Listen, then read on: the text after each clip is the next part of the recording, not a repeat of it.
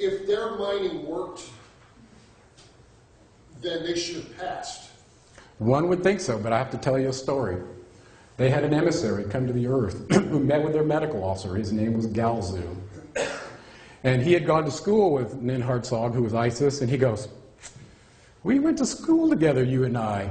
Boy, have you aged." And that's when she got the cue that aging was a function of the local life cycles of the planet you're on around the sun. So if you're going around it really fast, guess what? You age faster than if you're going around it really slow. That's odd. That's hard to put your head around, but that seems to be the case. Yeah, so when Ninhartsog found this out, they actually went down a path to find a way to improve to increase the longevity of their lives, because they were aging much faster than they should have. Now it gets worse. About 500 BCE, I'm jumping ahead of myself here, this same emissary told them that, guess what? We got a real problem for you, and we got to tell you. And they sent it to the highest level people, Enki and Enuma themselves. And they told them that we have some bad news for you. You can't come back to Nibiru or you will die because you've been here so long. They got enslaved to what gravity did to their bodies here on this planet, and they couldn't get out of it. They couldn't get away. Enlil had a fit when he found this out. We enslaved these people, but we were the ones that got enslaved by this. They didn't leave because of that. They couldn't. So the advanced team that came here, they stayed. Some of their offspring stayed too. So basically, why? What did gravity do? Well, it's interesting. I think it had to do with how their bodies were adapting to the gravity field. We were talking about gravity in the first section. And it seemed to be, imagine you're an advanced genetic being and that you go to this planet, the gravity is this amount, and you go to this planet, the gravity is this amount, and you possibly need to change your structure to be able to accommodate the gravity. They seem to have that in their DNA that we don't. It's the problem that we're having going to space. Exactly, exactly. We don't function well without gravity. So imagine them getting this message from an emissary telling them they can't go back home, they're stuck here. Yeah. Well, this brings up the whole idea of monoatomic gold. Did you have a question? She's first. Oh, go ahead. I don't know if you covered this, but what was the genetic makeup of these people? How different was it to humans? Well, that's interesting. In Genesis 1:26, the council made the decision to, instead of spend a lot of time developing mining tools, that they were going to go forward with this plan. And they said in Genesis 1:26, "Let us in our image and our likeness create mankind." That means they put their mark on us. Now when you read the Atrahasis account, you realize that's true. We have a subset of their DNA, and the junk DNA we've been told is junk. Listen, nature doesn't produce junk. It's inactivated DNA that they gave us. We've been dumbed down and enslaved by that process. But it's there dormant, just waiting to be activated. That's right. And this is the interesting part. Look around the planet. Some people, for some reason, have gotten some extreme gifts that we don't understand. Maybe their junk DNA didn't get subverted well enough and they broke out. And then the other end of that is the genetic, problems that we're having. Look at all the genetic problems we have. So, Me included. I've got a kid who's got one of these. It's crazy. So, is it possible for DNA to perpetuate a biological being forever? That's the question here. What do we know? In 2009, I'm getting ahead of myself, in 2009, the Nobel Peace Prize was awarded to 3 scientists for discovering the secret to aging, and it had to do with your telomeres. The ends of the 2 strands of your double helix have little caps on them. If they don't maintain their length, when the cell replicates, you will age. It's that simple. So in this 2009 report, these scientists clearly indicate that this precursor to the production of telomerase was the key. So if there's plenty of telomerase present such that the end caps of your DNA don't shorten, you can see them as little dark bands right on the end. If you can prevent those from shortening, you don't age. It's really simple. So the next question should come to us is, well, what are the precursors to telomerase? Because I want some. I don't want, Well, this is going on. It's been going on since 2009. And there's an entire community of, what would you call them, honey? Longevity seekers? I don't know. That are aware of this. And they're actually going and having their telomeres measured, trying different things, and they're providing me with the evidence of what's working and what isn't. So it's been very illuminating for me to be in this position. Now, I want to go back to something in history so you know where we found out about this. In Hathor's temple on Mount Sinai, in the Sinai Peninsula, we found her temple not long ago. And in that temple, according to Lawrence Gardner, we found, underneath one of the steps in the floor, a huge amount of white talcum powder type stuff that they were turning into little conical bread cakes, according to depictions on the wall, that the priests and the ritual attendants were consuming. Some people might call it manna or lots of other biblical names. But this was what they were doing at a certain lineage, in the Cain lineage, not the other lineage. They were taking this, and the hierarchical people that were allowed to were ingesting this to prolong their lives. Turns out that Hathor was one of the beings on that Anunnaki council. Her other name was Inanna, and she was Anu's favorite granddaughter, and she had a temple in the city of Uruk with him. Okay. We know that's there. The White Temple of Anu is in the city of Uruk, Gilgamesh's city. We're going to talk about it. Okay. Interesting, I threw up an Iraqi dinar so you can see the back of it. The origins of civilization, according to them, happened there. Well, look what you got sitting on a seat here, providing a scroll to a normal human. Now, if this being were to stand up, it'd be a whole lot taller than that one. That was common in the depictions of the Anunnaki relative to the primitive workers that they created. They were much taller than we were, even though they looked like us. So if you see them with a little thing on their head with little horns, that usually delineates that they were on the council, or they were higher level Elohim or Anunnaki, okay? So they had rank structure much like we did. You had the miners that were the Ajiji that were kind of enslaved. Okay, but you had the higher level ones that were on the council that were giving the orders. Let's talk about some astrological evidence. As I mentioned, in the 12th planet, they called Nibiru the 12th planet. In the Babylonian epic of creation, the Enuma Elish, which I put in my book, they decode how their planet got caught in our solar system and give the entire creation of how the planets ended up in the circuits, the asteroid belt, the whole thing. Quite amazing. That one of the planets in their account, called Tiamat, was where the Earth is now, was struck by one of the moons of their planet, Tiamat, that split off the upper half of it, went to create the asteroid belt, and the lower part became our Earth, and part of it broke off, became what they called Kingu, our moon. So they had accounted for all these planets, and you have to ask yourself, in their account, they talked about planets we didn't discover until 1930, Pluto. How did they know that? How did they know that? They talked about Neptune as being a watery planet that was an aquamarine color. How did they know that? They said the Anunnaki that came from Nibiru gave them everything in their civilization.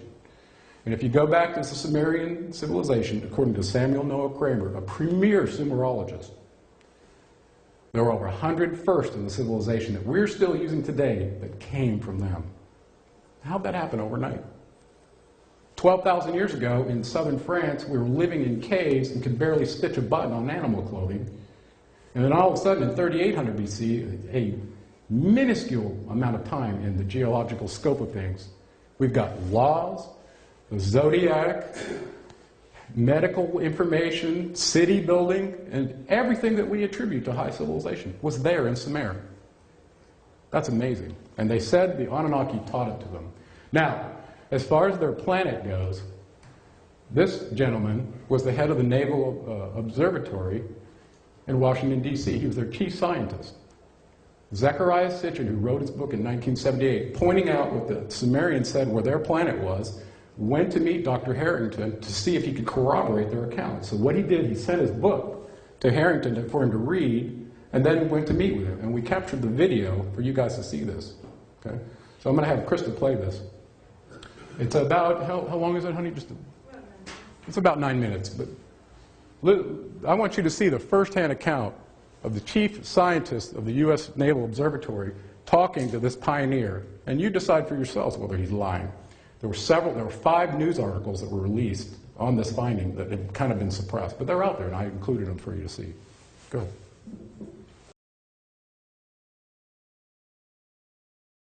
On my next slide, I think I included that map. Yeah, so you could see it. It was kind of quick. He put it up there, but Notice what Dr. Harrington said, that if you account for precession, it would end up down here. So does everybody know what precession is? Just real quick. No. Okay. If you were to take a gyroscope and look at the top of it, a circle, and it was split into two colors, okay, and you were to spin it, those colors would appear to stay stationary as long as there's no wobble. As soon as you add a wobble in there, it'll appear the colors are rotating backwards. And you can see this on a hubcap of a car when they're allowed to rotate. Well, the idea is that in a rotating body, if you add a force, it can cause what's called precession. And also, there's another concept called gyroscopic precession. So if you input a force on a rotating body, it's going to manifest 90 degrees in the direction of rotation. Okay?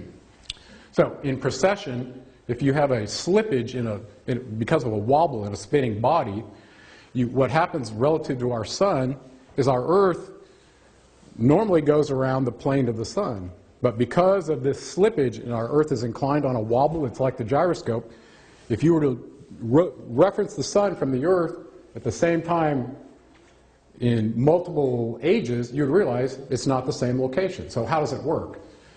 The zodiacal wheel, which was invented by the Sumerians, tracks these precessional slips. And this was their attempt at imposing term limits in the zodiacal rule, because they ruled by a zodiacal house. In the equivalence model, we know that the precession of the equinox slips 1 degree every 72 years. So if you multiply 72 times 360 degrees in a circle, you get 25,920. Turns out that's the length of a quote-unquote great year in the historical tradition. In the Sanskrit tradition, they have various cycles that they refer to as well, whether it's the Kali Yuga or the Satya Yuga cycles.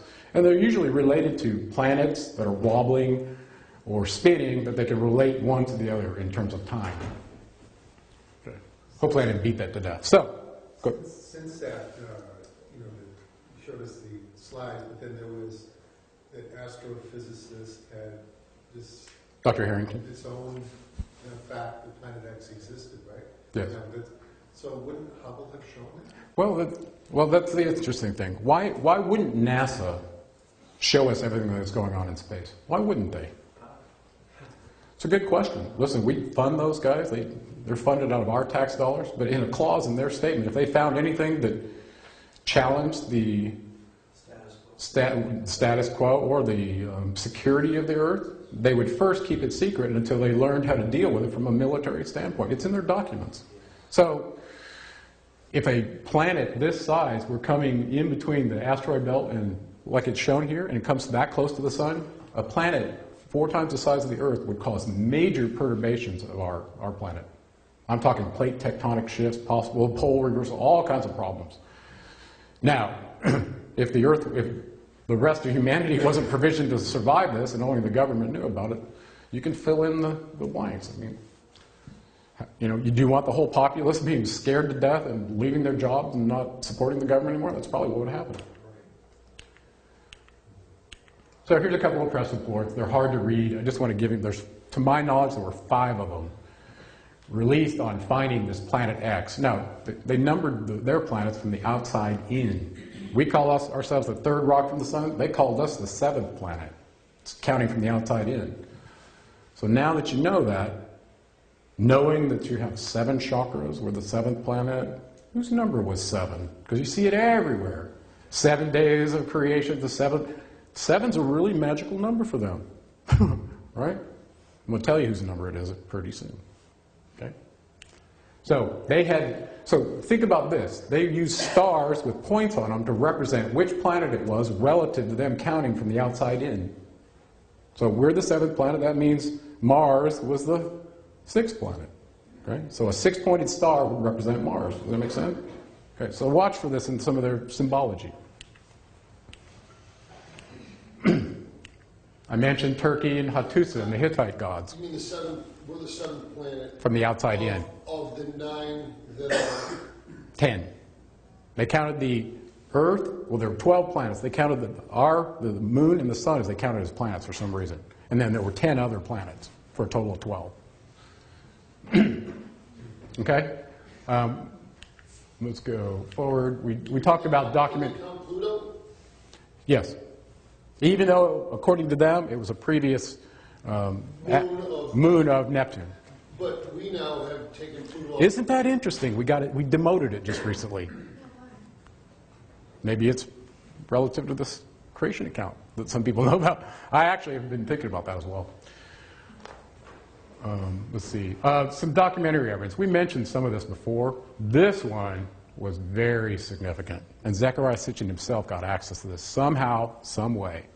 We found a 6x9 golden chest in the city of Sippar with an unbroken chronology of cuneiform tablets. I'm talking hundreds of them in the temple there. It turns out that Sippar was burned, and so was Nineveh, and because of that, all the clay tablets got fired. Some of them weren't fired. They were just dried clay. These ones were fired. They lasted.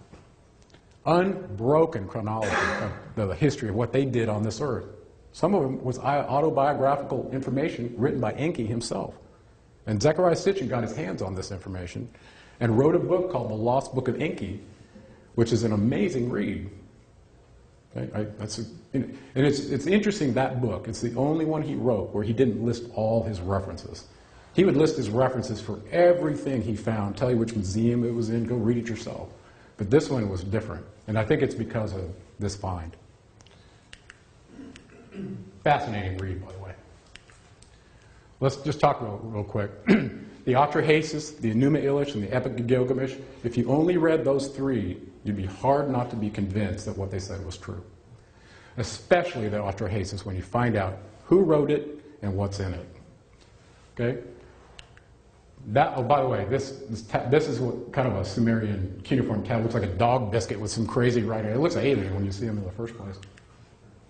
An interesting guy at the British Museum named George Smith saw one of these accounts, these tablets, wasn't even a trained linguist, but he figured out from looking at one of them in the Atrahasis, there was a flood account on there, and he was the very first one to correlate that there was something in the canonical Bible that looks like it was borrowed from the Sumerian account that was in infinite detail versus the Précis version we had in the Bible. Wow. And when you read this, you'll see why. Okay. I mentioned the Babylonian expedition in 1906. That was a seminal document for me. I still have it, showing how to read cuneiform. Atrahasis is the British Museum. You can go see it today. Okay. The Enuma Elish, the Babylonian epic of creation that talks about all the planets and how they ended up in their collision account, to the British Museum as well.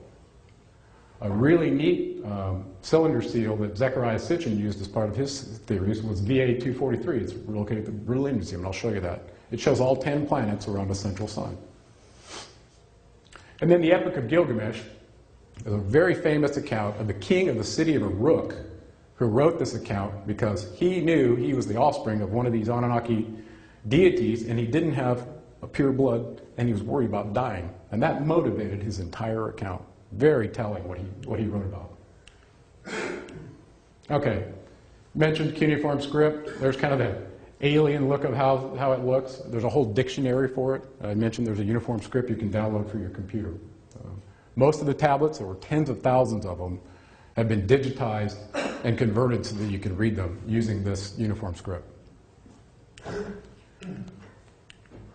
I mentioned VA-243. There's Zecharia Sitchin holding the thing up. This is actually one of the Niburian deities off the Anunnaki Council, granting the plow to this being who's being led there by his hand by another Anunnaki hierarchy. Okay? This was Enlil's second-born son. That was his warrior son, Ninurta. He had another name, which became Apollo. Okay? This caused a lot of controversy right here. So they're showing this being on the seventh planet. Here's, you can count those. There's 10 planets around there, around the central sun, representing where they are on the Earth. And these are in the right orbit and the right size relative to our planets. How did they know that? How did they know that? That's amazing. We didn't know about some of those outer planets, like I said, until 1930. So, I mentioned the Enuma Elish. There it is. If you want to go see it, you can. It's on, like I said, it's in the British Museum. I mentioned the cliffs of Behistun to give you some documents. Here's Darius with all his people venerating Ahura Mazda, who is the chief deity of Zoroastrianism in Persia, who turns out to be Enki. Now, this is a really important find because in the Zoroastrian religion, they had summarized all those Anunnaki council members down to 2 that were really influencing their lives. One of them was the creator and one of them was the destroyer. That's how they depicted them. So all of a sudden, if you found out who those were and realized that the Christian religion borrowed the idea of a god and a devil from this religion and find out who they are, it's mind-boggling. Ahura Mazda was Enki, and the great destroyer, according to their tradition, was his half-brother who did what he did in South Africa and Mesopotamia to the humans, was Enlil, the great destroyer. Very powerful to know that. Okay? Is that reference to Satan? We're going to talk about that in a second. Oh, did I miss anything here? Notice the winged disc. The idea of winged flight was not new to them. In these documents, they described several of them having winged craft that they were cruising around in. Okay? Inanna, Ninurta, Thoth, several of them. And in the Mahabharata, they talk about Vimanas, flying ships, fighting each other and firing weapons at each other. So the idea of our creators being a peaceful lot didn't seem to be the case. So this is where the guy went up and did... Yeah, this is the cliffs of Behistun. And this, if you look very closely, there's writing all along here that he did the pencil etchings on. Yeah, that's the cliffs of Behistun. And actually, this same symbol is on the temple of Persepolis, where you can see very clearly who that being is, and it's Enki. Some of the goings-on in Lebanon really drew me in. Number one, the Epic of Gilgamesh had him going to Lebanon to try to have an encounter with the gods so he could get the DNA secret so he could live forever. That was one. The other one was they were mentioning rockets taking off and landing from Baalbek. So that was really interesting. Then you go to Baalbek and you find these massive trilithon stones that are bigger than any stone used in a building on the planet. They're over 1,000 tons and 60 feet long, a single stone. We don't have a crane today that could move something like that. And just to show how clever they were, they didn't put it in the first rung of the wall. They put it in the third rung of the wall to show they lifted it up there and put it on top of something else. This is Baalbek, Lebanon. I think I might have a picture. There's one of the stones being taken out of the ground. That's a human standing there. Amazing. How did they move that up a very small trail up the hill of Baalbek, Lebanon? You couldn't get 20,000 people on that to get it up there. It's impossible. And there it is, sitting in the third rung of the wall. There's 3 of them stacked along it, some of the most famous stones in the world. And it turns out that the Temple Mount in Jerusalem has a very similar design as this and also uses megalithic stones. And you'll find out that also it had a similar function. Okay? So Do they know where those stones came from? I mean, how far were they were quarried about 10 miles away. 10 miles away. Yeah. Imagine moving that 10 miles. No. And you can find evidence of that kind of stuff all over the planet. But that one's quite interesting. Chichen Itza pyramid in the Yucatan. From the accounts that we have in their documentation, and I'm going to go a little fast here because I've given you some names. Thoth was also known as Ninshita. Okay? He was Enki's second-born son. In the creation account, in the Ahatrahasis, when Enki and his half-sister augmented the bipedal hominid with their DNA to produce us, they couldn't procreate. At that point, they were still studying them. Ninshita was involved. He was also a scientist. He's the one that carried the caduceus. He was Hermes, or Mercury, in Greece and Rome. Okay? Same being. What am I telling you? At Baalbek, Lebanon, the Anunnaki Council of 12 became the Greek pantheon. They're the same beings. The Greek myth of the gods was not a myth. It was real. Okay? Now let's do a quick translation for you. Poseidon was Enki, and Enlil was Zeus. They were never depicted as getting along, even in Marvel Comics today. And it was true back then. Their conflict between the two was epic in how it played out on this planet. Okay? Enki was our creator, wanted us to evolve to have the consciousness of the Anunnaki. Over time, he viewed it as an augmentation, not an enslavement. His brother, Enlil, wanted it to be an enslavement, permanently. He didn't sign up to the idea that we could change our chakras and potentially be on the frequency that they were on. That was off limits. The idea of the electrical body wasn't even taught to us until just the last 100 years. Listen, Enki designed us that way. Do you think he put 7 chakras in us by accident? It wasn't an accident. This being architected us using very, very advanced scientific knowledge. And our interaction with gravity and all the other forces that we deal with that we're not taught about. So if you take the standpoint, like I told in the first session, and integrate with some of these fields, you'll find out that it may lead you to the frequencies that are on. And it truly does. I put Chichen Itza in here because Ningshita was Enki's son, and he was accredited with bringing language and the calendar to people.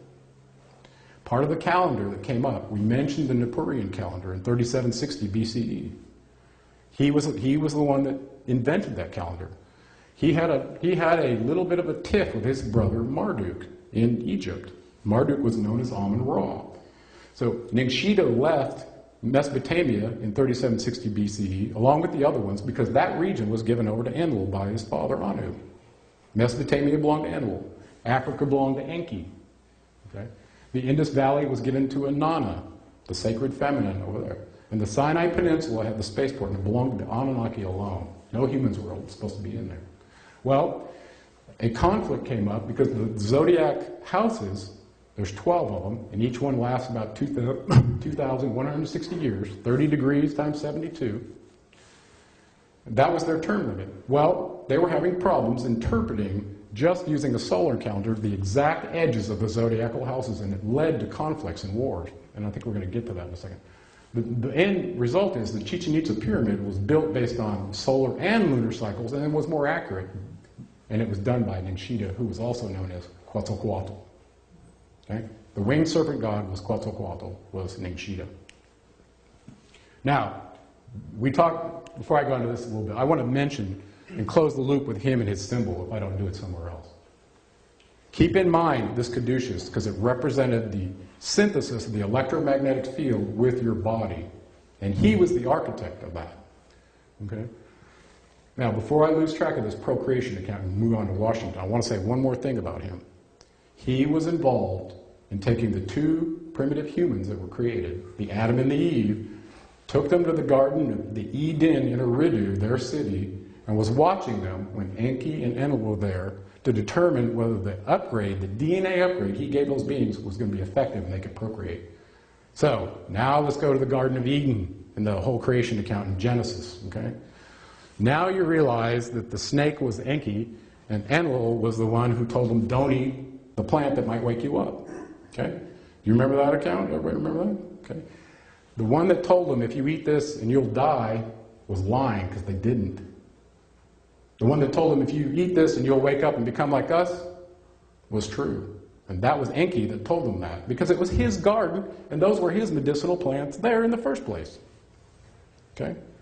So, the entire story of the Garden of Eden and Adam and Eve is given to you in Sumerian detail, in full detail, versus what you get out of the canonical Bible. Now, what do we know about that? The Sumerian accounts predate the canonical Bible by thousands of years. And the Hebrew priests that were held in Babylon by Marduk, who refused to leave Mesopotamia, was the reason there was conflict between Marduk in Babylon and Jerusalem. Those Hebrew priests that were taken in about 589 from Jerusalem and held in Babylon, that's the scribes, the priests, everybody that had a useful function, they were taken. Because they were at war with each other, constantly. And while they were there, that's when the very first time they saw the Sumerian documents. And monotheistized a version for them to placate Enlil, who was the god of wrath and vengeance in Jerusalem. He was their deity. And we know that because his name shows up on a tablet in the Lamentations of Uruk, which was the capital of Samaria, 3 times when it was destroyed. And they were crying out to this being, this spirit of destruction. Remember we talked about that? He truly was. Now, how can I say that? Back to the Astrological account, just real quick, and I know this is in the book, but I want you to get this.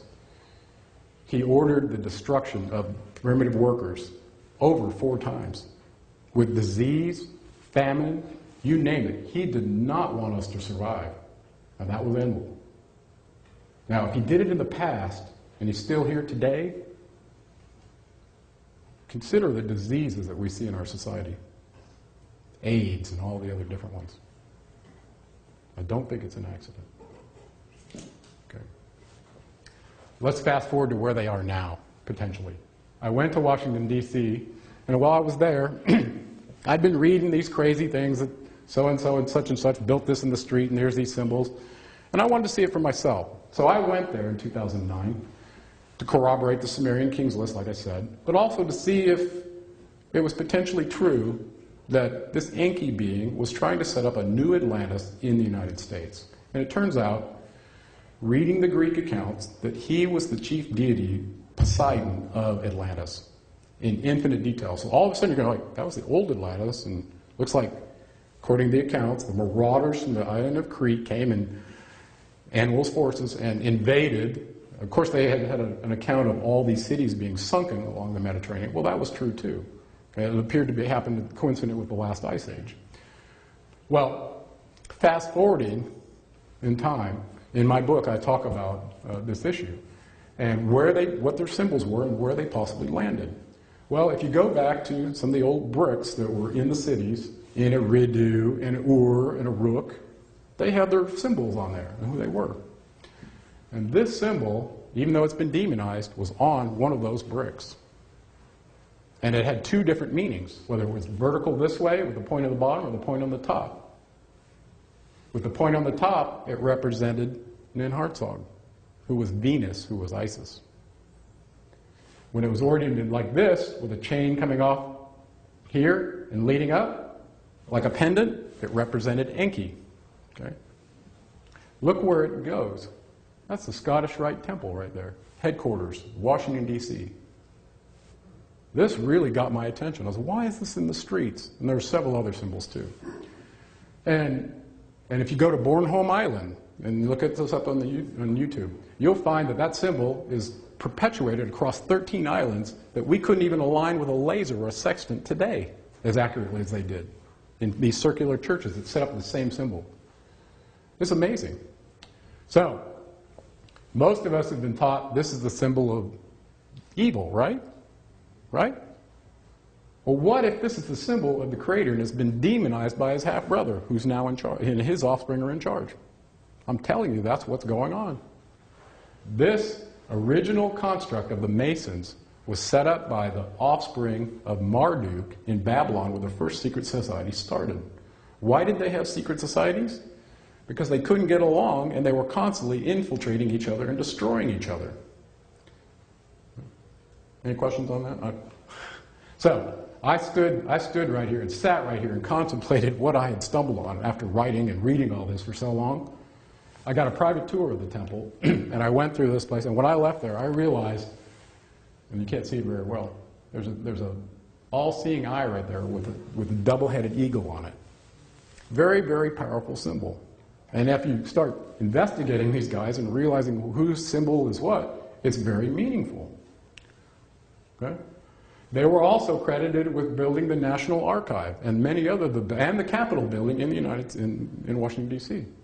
These Masons that were part of this organization. Who do you think that is? Sitting on the head of the council with his primitive workers down here working down here. There's Enlil right there. Okay?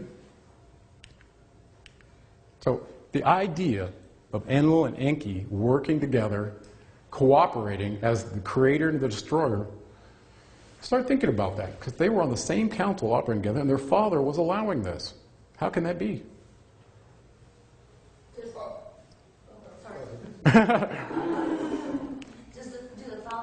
the descendants of Enki have any kind of secret society? That would be Well, the royal dragon court in Babylon was started by Marduk. Okay, so he was Enki's firstborn son and established the basis for the Masons. Yeah. In 1776, the Illuminati, people heard about Illuminati under Joseph Whitehall, infiltrated the Masons, and that organization probably hasn't been the same since. But if you read their creed, which I put on my website, it's about the elevation of human consciousness. So I'm like, wow, okay, this can't be Enlil. It's not Enlil, it's got to be an Enkiite. So Enki had an interesting take on slavery. And this was slavery, no question. And according to their laws, slavery wasn't allowed on their planet. So why were they doing it here? And Enki talked about this, and Enlil talked about, So Enki didn't view what he did as an enslavement.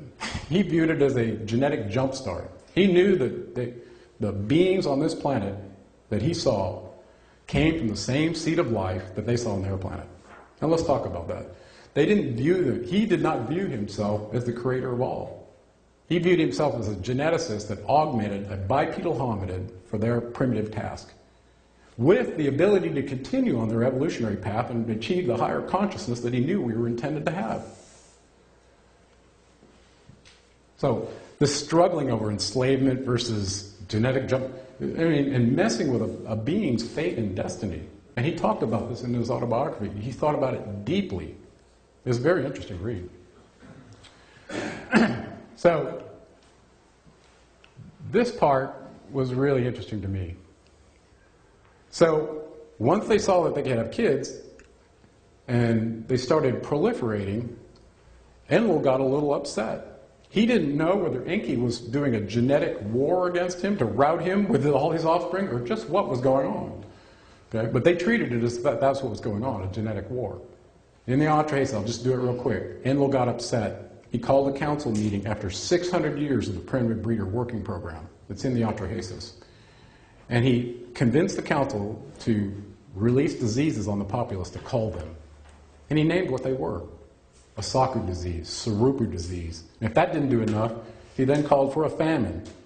Cut off the rain, cut off the water, don't give them any food. He wanted the humans, the primitive workers, starved out and dead. He didn't want any of us left.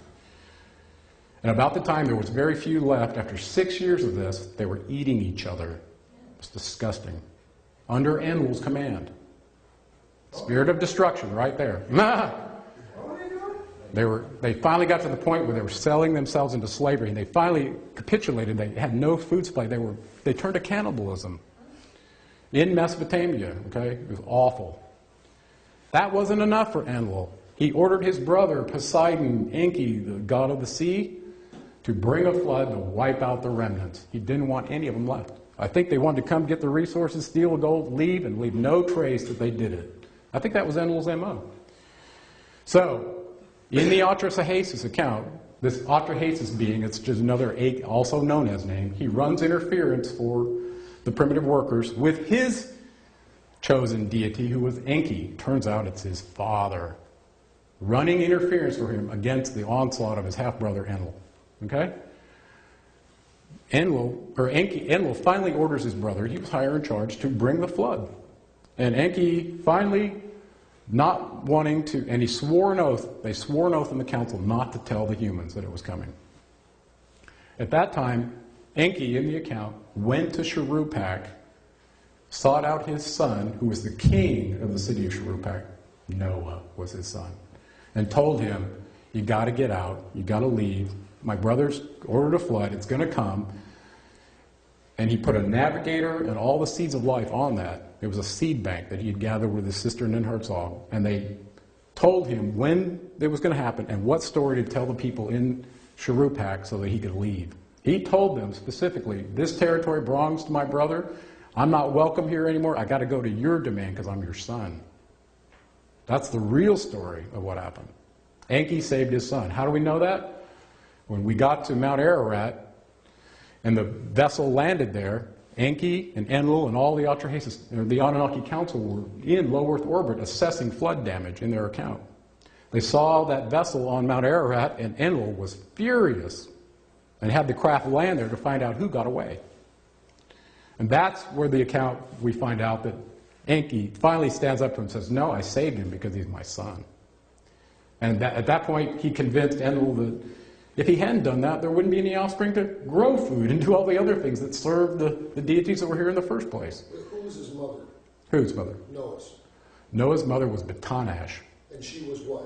She was a human. So Noah was only a 50% DNA. Noah was a super... Yeah, but he was only 50% DNA. In the Lost Book of Enoch, they describe his birth account, which is amazing. He was born with white skin, blonde hair, blue eyes, and speaking at birth. Freaked his father Lamech out so bad. According to the Bible, Lamech was his father, but that's not true. In the Sumerian account, Batanesh, who was Lamech's wife, was lured to Sharupak, where the medical officer was, and Enki in vitro fertilized her so that he would have an offspring in that lineage. And it's in their account. So Noah is his son. Now, this brings up an interesting point. He's only 50% pure because he didn't get the mitochondrial DNA from an Anunnaki female. He got it from a human female, right? Yes. So keep that in mind when we get to this Gilgamesh story, okay? Well, why would Enil write himself in, if I'm taking you on the canonical... He's the great deceiver. No, but why did he take credit for saving Noah? Well, he didn't take credit. Enki did. Enki Not took... the Bible. No, Enki took credit for... Well, why did he take credit for creating mankind when he didn't? Why did he lie about destroying us because we were evil all the time? That wasn't true either. Good question. Enki, in the account, taught peaceful resistance to Atrahasis, kind of like Gandhi, to overcome these onslaughts that his brother brought. Sound familiar? Okay. Enki's sign. This showed up recently. It was quite interesting. Whether it was man-made or not, somebody did a good job. This is... These are the uniform codes, ASCII codes for the various letters in our common alphabet, okay? So if you decode them, there's 107, 110, and you do those, you'll find out that it spells EA Enki, coded in ASCII, with a 7-pointed star or a 7-pointed star with 7 more stars inside. 777. And I propose to you that that is Enki's sign, 777, because it's encoded in the address of the Scottish Rite Temple. It's at 1733 16th Street. And if you add those numbers up, 1 plus 3 plus 3 is 7, 7, and 1 plus 6 is 7. 777 is Enki's number, and that is his organization. Let's go back to the idea that this emissary came and told them that they couldn't leave here because they had been enslaved by the local light cycles. They didn't leave. They've stayed the whole time. And they've been hidden from you. They've shown you their symbols all over this earth. They show their symbols on the back of the Iraqi dinar and the back of the US dollar.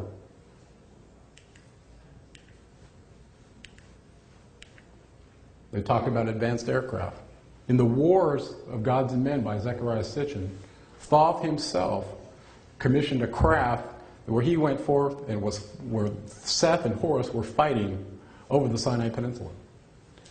This was epic battles. They ended up fighting with nuclear weapons, hand-to-hand combat, the whole thing. And finally, Horus won and Seth was smited. They were using advanced craft way back then. Isn't this in the Book of Enoch too? Yep. It's also in several other traditions as well. Edited out by... Yeah. A couple of genetic studies that were fun. There was a Y chromosome study to define the genetic atom, and there was a mitochondrial DNA study to find the first genetic Eve. This Carl Bustamante at Stanford and Paolo Francoletti at the University of Sussex, they separately tried to find where this Y chromosome will, and the mutations of the Y chromosome are such that they can make predictions over time periods based on its decay, okay? So using that, the genetic atom, they found, let's see, here we go, 120,000 to 156,000. So they independently did it and came out with these numbers in South Africa, coincident with the areas where the Anunnaki gold mines were, along the Zambezi River in Southeast Africa. Coincidence? I don't think so. Okay? Then the genetic Eve study. Where did she come from? Using mitochondrial DNA. Extra DNA gets added from the female that doesn't come from the Y chromosome. Okay? And knowing that, Alan Wilson of the University of California at Berkeley traced it back to Africa about 200,000 years ago. So these estimates have been challenged by people. The Anglo-American Mining Corporation that owns those gold mines in South Africa also did their own independent corroborating of carbon material in the mines. They dated them and found material that was approximately 160,000 years old. And some may be older, I don't know. Okay? So we have to ask ourselves, who knew about metallurgy and was mining gold in South Africa 200,000 years ago? The Sumerians told us who it was. It was the Anunnaki, with us enslaved doing the work. Actually, he had Gigi first and then us. Okay? So the DNA studies point to the same area of what they said.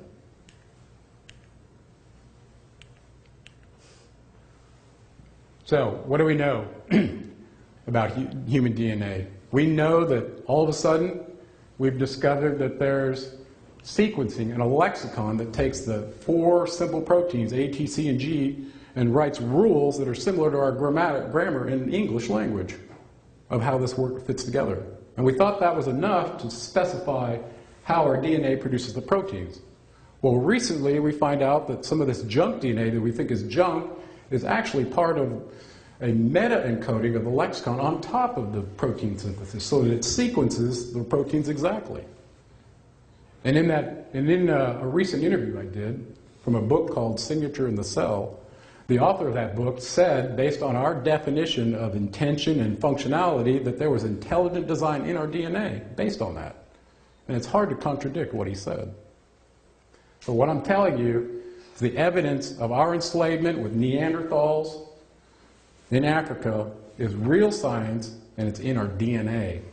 And pretty soon, somebody is going to take it upon themselves and challenge the scientific community and take that supposed junk DNA and illuminate how it can be activated.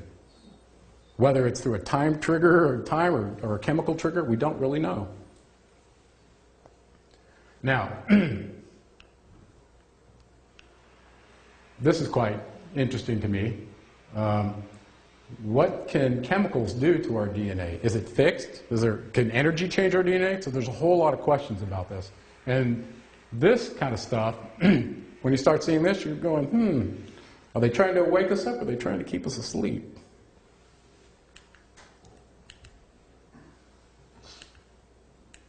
Okay. Somebody mentioned vibration. I think it was you. Now, in India, they had a concept of Ayurvedic medicine. Are you familiar with that? And it was all about translating something that was vibrating at this frequency to something else. So if you take a tuning fork and get it ringing and place it close to something else, it's going to pick up the vibrations of that. So it's vibrational energy. Sound has vibrational energy. It's energy that's a pressure wave that's fluctuating through the ether, right? Right, exactly. So the idea of changing your frequency based on something else that's resonating your frequency is very powerful.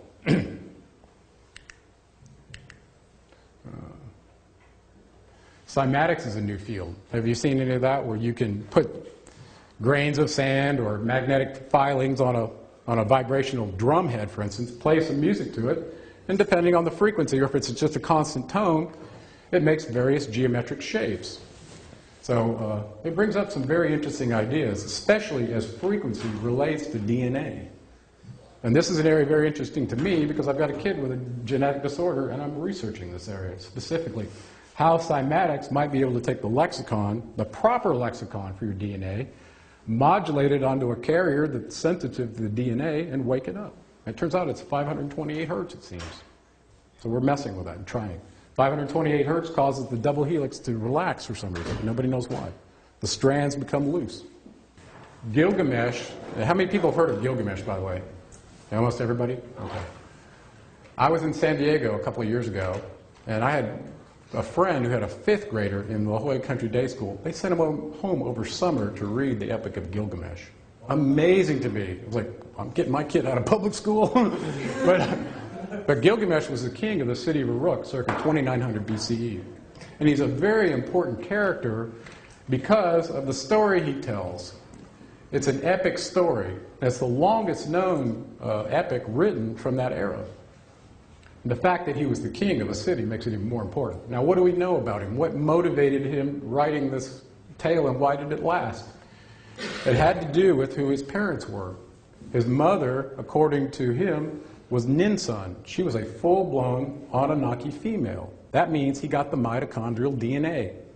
His father's name was Lugalbanda, and he was on the Sumerian king's list. Lugalbanda was a normal human. He was not a full-blown Anunnaki. So when you mix those two together, you ended up with a 3/4 pure Anunnaki that Gilgamesh had. Okay? But Gilgamesh knew that unless he was pure-blooded Anunnaki, he wasn't going to have the lifespan that his progenitors did. This motivated his quest. The other thing that motivated him was he knew of another person in the city of Sharupak whose father was an Anunnaki and his mother was a normal female, making him only 50% pure. But somehow that 50% pure being got eternal life, and Gilgamesh wanted it too. And that being was Utnapishtim, who was also known as Noah. Okay, remember we talked about Mount Ararat, where Enki and Enlil had an encounter with Noah, and Enki admitted it was his son? Well, that encounter, Enlil conceded and agreed to allow Noah to have access to these elixirs that were prolonging their life. He gave him eternal life. And Gilgamesh wanted that too. He was the king. He knew about these kind of things. Okay? So Gilgamesh left the city of... Why? I'm sorry.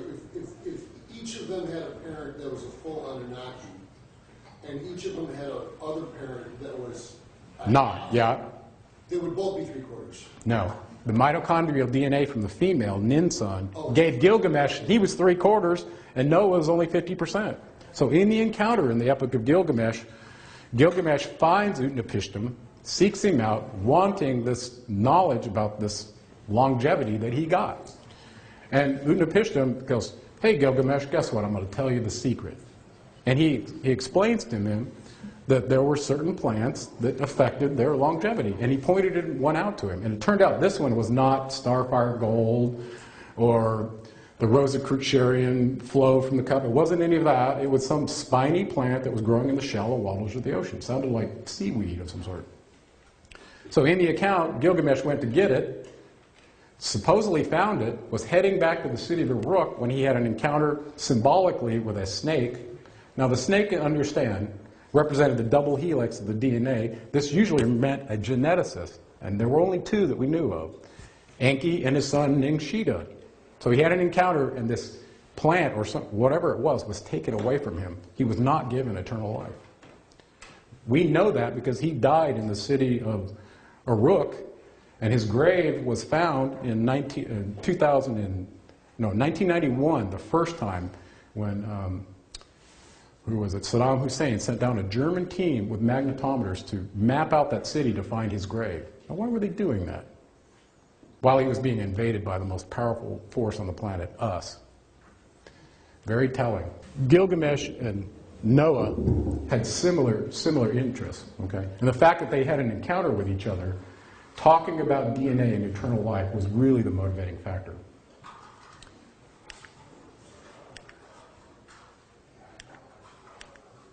We talked about the Y chromosome, the mitochondrial DNA of the genetic Eve, landing us into Africa. Recently, a guy named Childress has been talking about these various skulls that are elongated, looking at the sutures in the skull. It's not the same as the ones that we're doing binding to imitate somebody, but the capacity of the skulls and so on. Very interesting.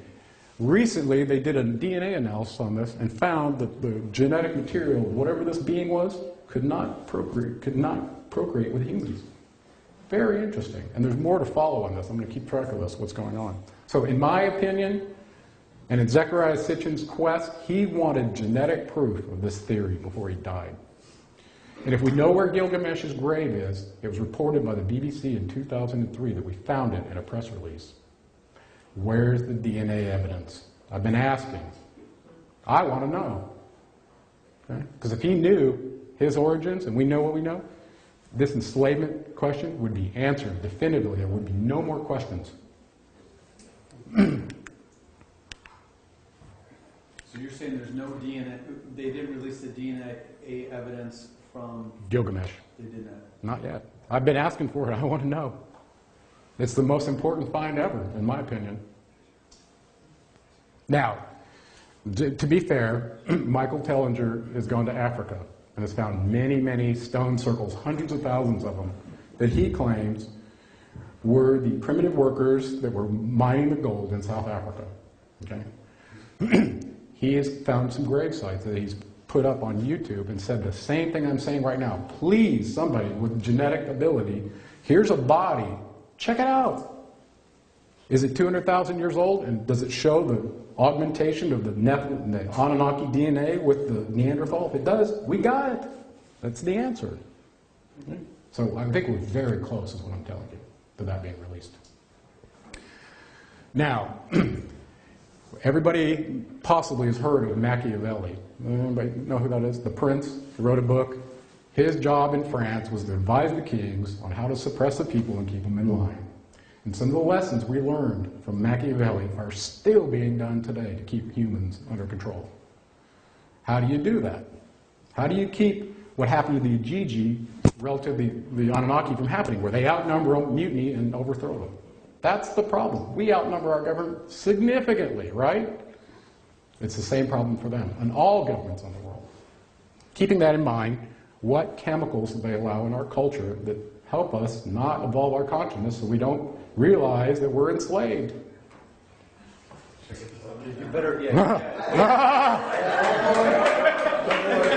Well, you realize that the governments have the ability to choose what's legal and what's illegal. Prohibition happened. Alcohol was illegal in this country for a while. Right? Cocaine used to be legal, and opium with the British and the opium wars between the Chinese, that used to be legal, now it's not. So the idea of something being on a list that's legal and not legal, the government's decided this for a reason. Okay? Sugar, tobacco, alcohol, and consciousness-altering chemicals that serve their purpose are allowed. They were even trying to outlaw vitamin C. Really? I don't doubt it. Vitamin C? So, Sorry, was prohibition good or bad? depends on whether you're a proponent of higher consciousness or a suppressed consciousness. No, but who tell me what you mean by that. Well, the government prohibited alcohol in what is it, the 50s? 40s, 50s? Where? 30s? Go back to cocaine, forget that. Oh, well, what I'm saying in general is certain chemicals seem to affect human consciousness, and certain ones, whether it's psychedelics or whatever, they seem to change human consciousness to an alternative to what we normally experience, whereas others just seem to suppress it. And when we're talking about consciousness, we're talking about energy now. And think about the software I told you about that could be measured. Okay? So various chemicals are allowed, is what I'm saying, in our society because they don't elevate consciousness. And the ones that do are generally on a list that makes them illegal. That's what I'm saying. So you're saying that prohibition was banned by mistake? I mean, alcohol was banned by mistake, is what you're saying? No, I think it was probably done because they realized the effect on humans, and it, And they lost a lot of tax money. exactly. It's the same kind of thing going on probably with other drugs. If they're not getting revenue from it, then it's illegal. So what's your message here? You're contradicting yourself. I don't see that. I see that chemicals that have been allowed into our culture are designed to keep us suppressed. Yeah. So you don't see peyote, you don't see mescaline, you don't see marijuana, you don't see anything that changes the brainwave frequency in another zone allowed on this list, is what I'm telling you. If it took you down into that alpha or the delta region of your brainwaves, they don't want that. What about caffeine? Well, caffeine is a stimulant, so I guess if you're a Mormon, you can't have that. Okay. The other thing that, as an electrical engineer, that really has my attention, of course, a lot of these have Kristen's attention because she's writing vegan books and paying attention to the chemicals and ingredients and things. Whereas I've been kind of focused on frequency because I'm an engineer. I think about those things. Right? So the idea that we're exposed to multiple frequencies, we have biological susceptibility to certain frequencies that aren't being prevented, is kind of scary. Especially as it affects consciousness. And hard to control, too. Very hard, yeah. Unless you're equipped to sense it, how are you going to know? There's been a lot of stink over GMOs with Monsanto, genetically modifying food. Is it being modified to take into account the full construct of a human body and the reaction to it? I don't think so. Look at the studies they're doing with pigs who have a similar digestive tract that we have that are eating this genetically modified corn and wheat and such. They're having major problems with inflammation in their tract, reproductive problems, and a lot of other issues. And it's not the scientists saying, it's the farmers who have the animals that are complaining about it. It was recently in a study, so if it's doing it to them, what's it doing to us? And the culture and the media. I don't know if you're a big fan of the culture, but I'm watching it and going, wow, this is almost as bad as the allegory of the cave from Plato and the food fight, the level of consciousness we're operating at in our society. Well, so this is all the bad news about Enlil and what he's been trying to do. Right. So the good news is that we're here meeting today about this. Exactly. Talking about the elevation of consciousness. So there's a really good opposite side of this story through the internet and the power of flattening out the hierarchy. Exactly. Of distribution. So why don't we talk about that part? Okay. Well, I got a question on that. Okay. You started off, the gorilla, and then we had Enki's DNA, and he did that to seed the consciousness, and then we would evolve our consciousness. Right. So that means that every generation should have a higher consciousness than the one before it. Not necessarily. The rules of the evolution of consciousness, I think, have not changed since they introduced them. It's up to us to know what they are and try it. I give you John 1:12 again, and I'm going to lead up to why that's so important from an energy standpoint. Okay? So, I talked about their rulership just real quickly. The zodiacal houses, if they were an equivalent house model, 30 degrees times 72, you get 2,160 years of rule, then you're out. And if you watch the Anunnaki Council and how it changed, it seemed to ping-pong between the Enkyites and the Enlilites and who sat in seat 50. Because Marduk stayed in Babylon, challenged Enlil, and circa 2000 BCE, he took over the council's position at rank 50. After that, it was one of Enlil's offspring's turn to rule. Guess who that was? The warring Ninurta. He was known as Apollo in Greece and Apollo in Rome. And in the Revelation accounts, they talk about him being the head of the fallen spirits, where he was called Abaddon, and led them out of this revolt. So all of a sudden you go, well, Enlil was trying to destroy us. Well, his kid too? Yes. Yes. So, but we know, from Enki's standpoint, we have a way out, and we're going to talk about that. So, the idea of zodiacal time being set up as their term limits for the rule, that's how it was. So the idea of having an equinox or a solar temple, a solstice temple, alliance, you could see exactly where you were in the zodiacal house, very important to decide who was in charge. Make sense? We're about to change again. And in my book, you'll see that the Enlilite, who's in and has been in charge for the last 2,000 awful years, in my opinion, of the wars and destruction going on, is about to change. We're in for some good news, finally. Okay. We talked real quickly about this. I know it seems like I'm jumping around, but I mentioned Hathor's Temple was discovered by Lawrence Gardner. Well, David Hudson wrote a patent that I brought with me. We can talk a little bit about making monoatomics and how that affects your body. I'll do it real quickly. So, according to this patent by David Hudson, it was filed in Britain, not in the US, you can take any of the transition metals, including gold and silver, and 6 of the elements from the platinum group, and you can break them down to a diatom, a plus and a minus, which are evenly covalent bonds that are broken with acids. Okay? That's sulfuric and hydrochloric acid. In the old mining solution to leaching gold out of ore, they would create what's called aqua regia. And this is a solution of hydrochloric acid and sulfuric or nitric acid that would leach the gold out, okay?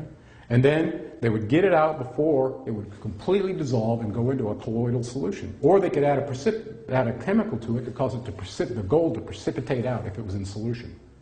Okay? That's how they did it. Well, it turns out that that same method can be used to produce what they call monoatomic gold. Instead of smelting it and adding antimony, like they were doing in Hathor's temple, smoke coming out that Moses saw, remember that? They can do it alchemically. And it's much more cost effective to do it that way. Okay, so that's generally how it's always been done, and that's how the patent does it as well. Okay, so how does it work? If you were able to, let's focus on gold. If you were to take Au plus and Au minus in a covalent bond and break it apart and get the plus to be bonded to something very easily broken, like the chloride of a salt, and have the Na plus of the salt attached to the negative ion of the monatomic, all of a sudden now you've got something in solution that can be easily broken with a very weak acid, including the acid that's in your mouth. Okay? When you add an acid to this, it breaks the bond. Now you've got a monoatomic Au plus floating around in your body. What does that do? We know the properties of the monoatomic element is superconductivity. So they were ingesting this stuff not only to prolong their lives through the effects on the telomeres, but also as turning their entire electrical system into a highly tuned computer. And that's part of the reason people take this stuff today, is the effect on aging, of course, but also on the energy body. That's really, it's kind of like a radiation shield / enhancer all in one. Now, I wanted to take you back to Exodus 32:20, where Moses was at the base of Mount Sinai, saw the smoke, had an encounter with God, came down with some tablets and did the whole thing, right? He breaks the tablets, sees them worshiping a golden calf, takes it, burns it, turns it into powder, sprinkles it on the water, and feeds it to the Israelites. First of all, when you burn gold, it doesn't turn into a powder, it turns into a liquid. They were adding antimony to it. And when you go through the simulated annealing, the annealing process with gold at various temperatures, bring it up and down, and add this antimony to it, they were producing a white talcum-like powder. Same thing found on the floor of the temple. Okay? And people are producing that today. And we know some of them how it's made. It's quite interesting. So, what was he doing feeding colloidal solution of gold to these Israelites who were obviously in an abominable state worshiping some cow? He learned what was going on in Hathor's temple. They were ingesting this to change their spiritual life, their energy, and their longevity. And he figured, well, this might be a quick way to do the same with these rabble-rousers. And it makes a lot of sense when you read it now, because it doesn't make any other sense in any other context. Then he ended up killing, like...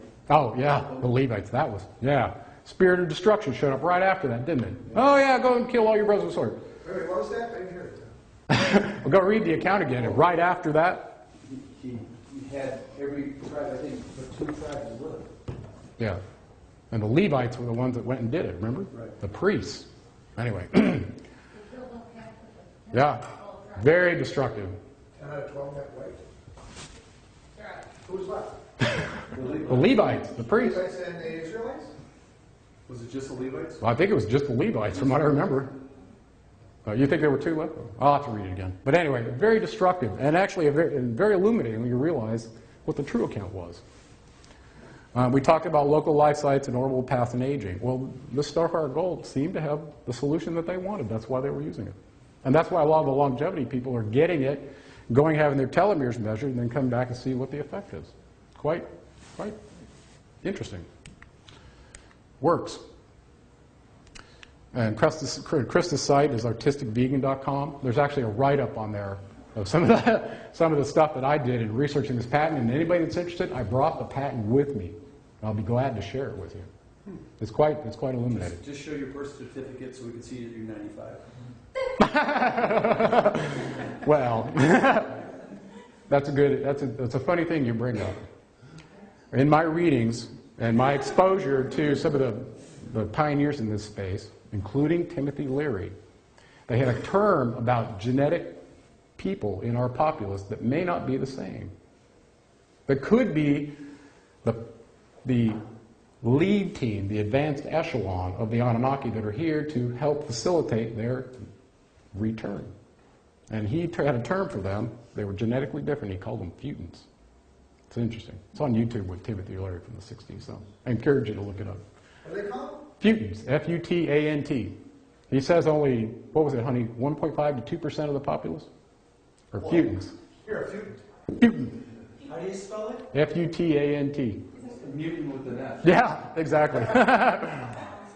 Good job, Gerald. I talked about some of the wars of the past. Quite devastating, and it's still going on today. And it looks like, as the zodiacal house is changing, from the Enlilites to the Enkyites, we're in for a major, major battle. And they predicted this way back when. Well, listen, we know who those forces are. We'll talk a little bit about that. It happened before, and it looks like it's going to happen again. The idea of nuclear weapons being used in the past and being used again, very possible. According to their account, if you know that Enlil was the chief deity of Ur, and Lot got held captive in Sodom, and he went to get them with 2 angels, and they took him out. Is anybody righteous in here? No. Well, what if there's just one righteous man? Will you save the city? Well, okay.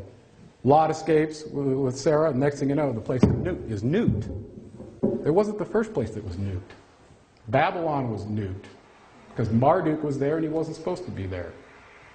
He wasn't building some crazy tower. He was building a space facility, a bond heaven earth to circumvent Enlil's port in the Sinai. That's why Enlil sent his roaring son to go and destroy it. So you read the Sumerian account, you realize what was going on. These guys were, it was like the Hatfields and the McCoys, the Enlilites and the Enkyites. And it hasn't changed. It's still going on.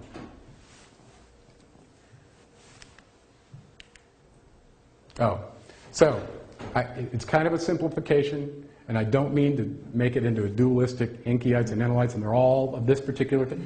It seems their personality ranged from serial killers to saints, just like we have. We got it from them. Okay, so here's some of the symbols. Oh, there we go. Some of the symbols. Now, in the Revelations account, we know that the writers of the Gospels had referred to a city called Pergamum. And the reason that was mentioned by Paul was because Antipas was killed in that city and tortured. And apparently Enlil had a bronze bull there where he would just barbecue people inside it just for fun. He liked the smell of burning meat. Crazy. Well, we know the temple of Zeus is at Pergamum. Coincidence? I say no. Enlil was known as Angra Mainyu in Persia, the great destroyer. We saw what he did in the Atrahasis. 4 different things he did to wipe out humans, plus a flood. This guy is not mankind's friend. Okay? Ninurta was his son, and his symbol is the eagle. This father-son team is a counterfeit to the true creators, Enki and Ningshita. See what I'm saying? Enki, Poseidon, his symbol is the trident. Right? And Ningshita is his second-born son. He was known as Thoth in Egypt and Hermes to the Greeks. His symbol for Caduceus. Let's talk about that real quick. But let's go back. I want to talk about the Caduceus. In this symbol, I should have a picture of it up here. With this central pole, 2 serpents twined around it. The tails are very close to the bottom, and the heads face each other at the top. 2 wings coming out, and a knob on top. Let me explain that. It was Ningshita, the geneticist symbol. Very important, because the medical industry in the United States and Britain has absconded with this symbol. And I guarantee you what that symbol represents is not what's happening in those medical institutions. And here's how it worked. The double helix represents the DNA. The bottom of the pole represents the ganglion of impar, their negative polar energy body. The top of the pole, on the top there's a knob that represents your pineal gland. When the energy is released in a kundalini release, or whatever you want to call it, from the ganglion of impar and starts making it through the chakras, when it makes it to the pineal gland, that energy releases a chemical that doesn't normally get produced. That's dimethyltryptamine. Your pineal gland produces the most powerful hallucinogen on this planet. And it doesn't cross the blood-brain barrier. It's meant for you to do this. In a book called DMT, the Spirit Molecule, we find out that there seems to be a transduction of the electromagnetic spectrum to local, so there's a biological transition from thought to the electromagnetic spectrum through dimethyltryptamine. Very interesting chemical. Well, it doesn't come on until your energy body activates it through the chakras. When that happens, the 2 hemispheres of the brain synchronize. Somebody mentioned hemisync with Robert Monroe. I don't know who that was here. But the lateral wings coming out represent the cerebral spinal fluid filling the lateral ventricles, and you get the wings of Hermes. That's what that represents. Hermes was Ningshita. So now all of a sudden you realize this electromagnetic symbol represents our electrical body synthesizing with our biology. It's a very powerful symbol from that standpoint. Recently, I mentioned on the back of my book, there was a, here we go. There was a guy named, why is that not coming up? You just leave it here? Oh, there's a video. Well, let me give you some background here. Well, everybody knows who Edward Snowden was. Nobody knows who the tall whites are, but they've heard of the New World Order. Well, in this account, just recently, last year, there was a 25-minute video released by Paul Hellyer, who served the Canadian government for 23 years. His last assignment was as the defense minister. And he had all kinds of encounters with these ancient astronauts that he finally decided he was going to break his silence about. So he sat in front of our U.S. Congress for 25 minutes and talked about where they were, how many there were, what they were doing, and how they were influencing U.S. policy. He specifically mentioned two of them that were at Indian Springs, Nevada, where we had traded an underground facility guarded by our Air Force people so that they would give us advanced military technology secrets. Sounds like something that we would do, doesn't it? Well, so where he got this was the guy who was the Air Force sergeant who was having an encounter with them daily for 3 years. His name was Charles Hall. He's not a very good interviewer, but he's written 5 books about his encounter with them. And Paul Hellyer knew about that and released this information about the tall whites down there. So he was trying to get it out. Okay? Well, just recently, and this, some people say it's a hoax, but I think it's more sophisticated than that. From Russia, where Snowden is in hiding, through the Iran FARS agency, they released a press release saying these tall whites in the U.S. were predicating our foreign and domestic policy and had been since 1945. There were real documents released by Charles Hall, and I encourage you to listen to some of his interviews if you can endure it, or look at some of his books. And I'd be hard pressed for a man like him to be making that stuff up. So. Wait, Hall is the... Charles Hall was the Air Force sergeant who was specified as the one to have a daily encounter with him at Indian Springs. Apparently they were studying him.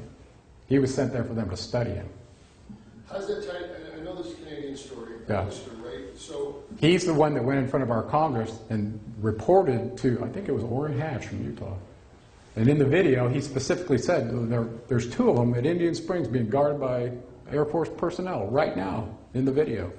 I think I put it on my site, this testimony that he did. Absolutely amazing. But they're not connecting Hall and him. Well, he mentions that Charles Hall was the one that was having the encounters with the tall whites at that base. Mm-hmm. The Canadian, he's the one that dropped Charles Hall. Yes, he dropped Charles Hall's name. Yes. Subsequently, Hall has come forward with documents. And written 5 books. Yeah, go on YouTube. He's being interviewed all around the world right now. He's on a circuit. He's not a great interviewer. His books are probably a little more telling, but the stuff he says about his encounters with them, quite amazing. So, Charles Hall. His book's called Millennial Hospitality. I believe that's the name of it. There are 5 of them. Okay. I wanted to kind of quickly bring you to some of their symbols and where they are. We have just 15 minutes. Okay. Do you think we can do Q&A maybe? Is that okay? Or Yeah. Let's see. Actually, I had some pictures just to show you real quick. Here's some of their symbols. Trident and the caduceus. Together. Enki and Ningshita. This is downtown Boston. Whoop, that one doesn't show very well. Here's a, if you could see it, you can't see it, but there's a trident and a caduceus coming out of this, and there's Ninurta's eagle sitting right on top. There we go. Everybody likes pictures. Here's a pineal gland on top of the caduceus on a building. It's a nice coin from the Virgin Islands showing the trident, the caduceus, and the sickle. I'm not quite sure what that has to do. Is that Russian? I'm looking into that one. Here's a wonderful picture of Enki and Ningshita on a building. 1733. Here he is on on the flag with a pineal gland for Vancouver. Wonder why I'm having so much traction with the Canadians. Maybe this is why. This one is really interesting to me. Whoop, did I go too fast? Enki and Ningshita in our U.S. Capitol. Here's Ningshita Mercury giving out the commerce to Robert Morris, a bag of gold he's given him. What's that doing in our Capitol dome? Right next to the apotheosis of George Washington. George knew about the Anunnaki. Here's Enki, got to see his father showing the laying of the transatlantic cables across the ocean. Wow. There they are. Those are the ones that were here to help us. Okay? They're part of the new Atlantis when the zodiacal house changes. The problem is Enlil and Ninurta are asserting that they're the New World Order leaders, and it's all a lie. You wouldn't be experiencing New World Order while your sovereignty is being taken out from under you if it was a good thing. You agree with me? So what's happening right now is the false thing. And I don't think, if anyone in here has taken an oath to protect their country and defend it, like I have, it didn't expire. And it didn't for me. To protect us from enemies, foreign and domestic. All right? I'll do a couple more, and then I think I'm done. Here it is on a Roman coin in 48 BCE. How about that? Now, so what I'm telling you, when you go through the lineage, and the bomb I'm going to drop on you is Ningshita was our savior. He's the one that carried the Caduceus, showed you how to get out of the trap, the electromagnetic trap of consciousness that Enlil was purporting. Okay? It's kind of hard to believe, isn't it? Say that one more time. The being that threw us a line while we were being suppressed in the Levantine under Enlil's command was none other than Ningshita himself. He was Jesus. He implemented the dying, rising God ritual, just like they'd done in Egypt and elsewhere, departed a frequency that could land in your ganglion of empire and wake you up. They were doing it in the 12 schools, the mystery schools along the Nile, that he was the head of. Thoth was the head of the mystery schools, waking people up against Enlil's wishes. Again, I showed you the pentagram DC. Here's the temple itself. Really crazy stuff on this temple if you go. Here's the decoding of 777 for you. Very powerful organization. Unfortunately, once they were infiltrated by the Illuminati, which was Ninurta's command, it was essentially this back and forth struggle between them. So taking something good and turning it into something that's abominable. Nothing new there. Questions and discussions? Okay. Questions that you have? Yes? What do we do about it? Well, I kind of alluded to that just a second ago. First, we can have hope that in the changing of the Anunnaki Council with the newcomers that are actually coming, think about a new Atlantis. If you read about the attributes of the old Atlantis, and I put some of it in the character qualities they aspired to, money was meaningless to them. It was all about character qualities. I hope we're going to see that out of a philosopher, king, ruler that comes. Actually, you know what? I'd rather see the humans establish their own hierarchy. I don't want to be ruled by somebody else anymore. Do you? If the New World Order is undermining our sovereignty, what's our plan B? Well, the plan B is the new Atlantis. Love. Yeah. From what I can tell, Enki and Ningshita are going to, and I put this on the back of my book, are the Enkyites going to thwart Enlil's instantiation? It's not a new world order, this is the old world order. That's how it used to be, where we were treated as slaves and kept under control. That's the old world order. The new world order, hopefully it looks like what was going on in Atlantis. Because Solon, the wisest sage that was running Greece at the time, wanted the best political governing institute that he could have in Greece. And he was seeking to find that when he read the writings of Plato. And in that account of Critias, he realized he had found it, and it was in Atlantis. And it was under Poseidon, who had set up this organization. And the society that he wanted. So, hopefully we'll see that again. This is a very fascinating conversation, and often I would be speaking with people who are outside of, open-mindedness Right. that a lot of people would probably have right now.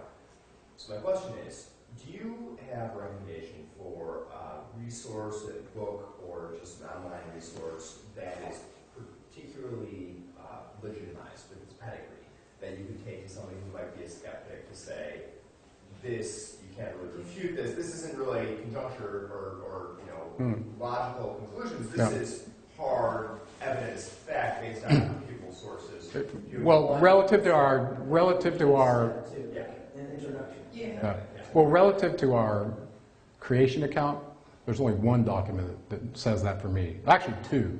If you want to know about our solar system construct, read the Enuma Elish and get that, because it's true. If you want to know about our origins, according to the true accounts, without any interpretation problems, in the book Myths of Mesopotamia by Stephanie Dawley. She's an academic at Oxford University, and she wrote this book, The Myths of Mesopotamia. She included 3 very important documents in there. The Atrahasis, in that order, the Enuma Elish, and the Epic of Gilgamesh, because they introduce you to the Anunnaki Council, what they did, and it answers those questions I put on the first slide of who we are, what's our creation account, how did we end up here? It answers all those questions. So if there was just one document you read the Atrahasis. A-T-R-A-H-A-S-I-S. Most important document you could ever read, in my opinion. A-T-R-A-H-A-I-S? H-A-S-I-S. Yeah. So based on all this information, because the Bible has an account of what happens when we die, but based on everything that you've read, what happens? What's your belief? Well, it's interesting. They believed that there was a creator of all above them. They'd had an encounter with him on their planet. I believe that there's intelligent life all through the universe. And we're going to start to see that as we get evolved to the point where we can join this galactic federation. I mean, we're still burning fossil fuels and warring with each other. I don't think we're ready yet. What happens to us when we die? Well, from an energy standpoint, we're talking about energy is neither created nor destroyed. It only changes state. In their accounts, which is kind of crazy, they talk about having control over human soul energy and repositing it in the underworld, and another person has to go to be able to take it. They seemed like they were managing the instances of our human energy and the extent to which we participated in reincarnation or got to ascend. They were that far along. So their concepts of energy and matter are so far beyond what we understand. It's hard to conceive. So do we participate in a reincarnation until we achieve the ascension frequency of our 7th chakra activating, we get the wings of Hermes? I think so. This was hard to conceive 20 years ago. Yeah, I know. So, why not, right? Yeah. So that's kind of how I see it, is when you've taken on the full extent of your energy body and you own that, I think you're done. There's nothing else to do in this simulator except graduate. That's just my opinion. Where does unconditional love fit into your scenario? Well, given the fact that we were created as subservients with a subset of their DNA, how could you hold us in judgment in any way, shape, or form for our actions? We're dumbed down slaves. So the idea that Enki interceded on our behalf and seems to show us unconditional love, I think is very important. Because if you're adding conditions to love, you're judging, and nobody wants to be judged.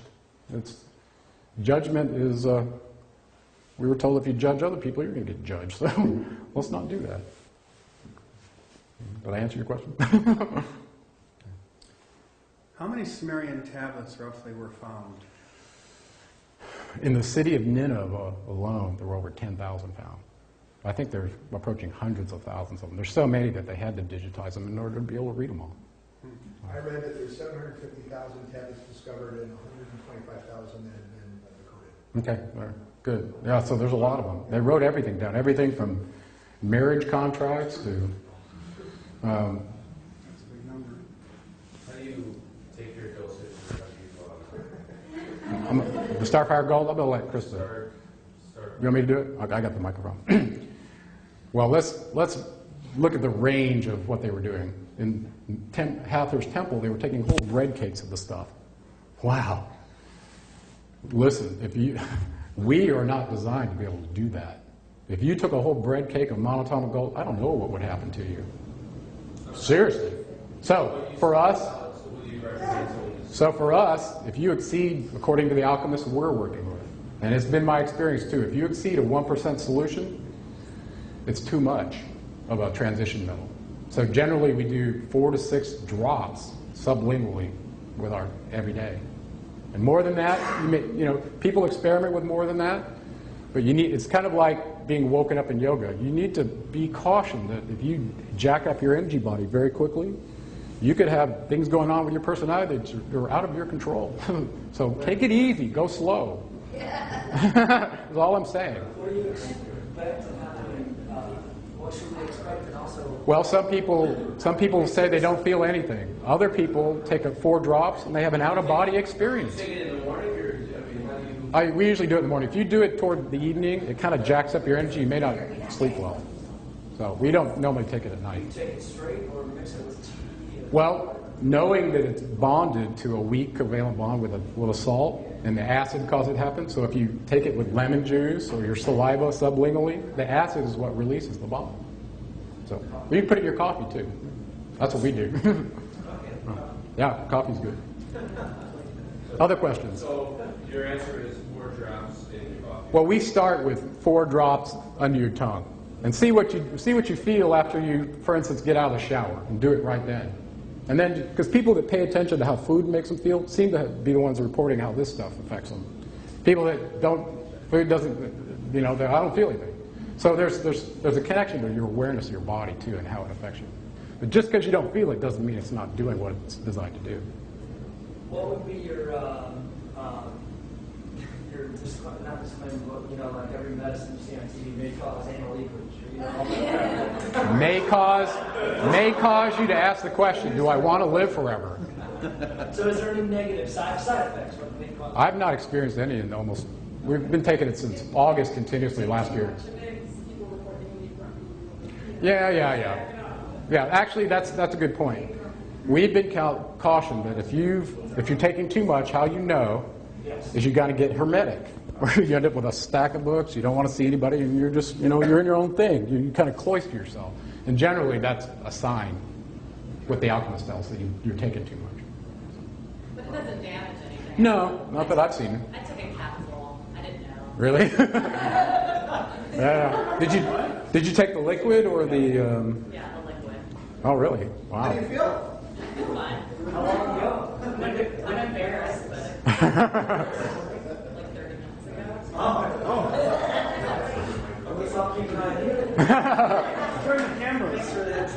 You know, it'd be really interesting to have a polycontrast interference photography camera in here while somebody was doing this, and then see the group interactions. That's what I want to do. I think it'd be fun.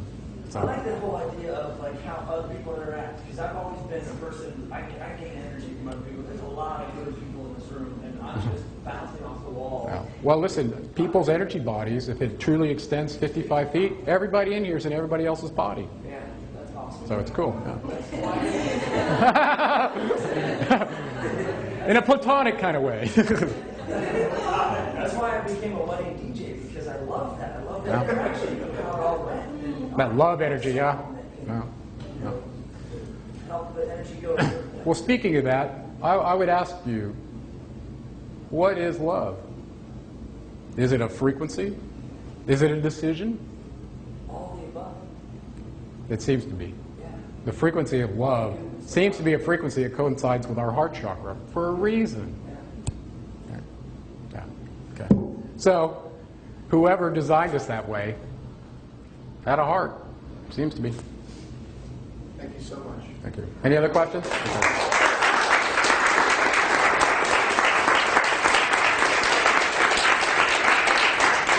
Thanks for having me, buddy. That was awesome. That was awesome. That was fantastic.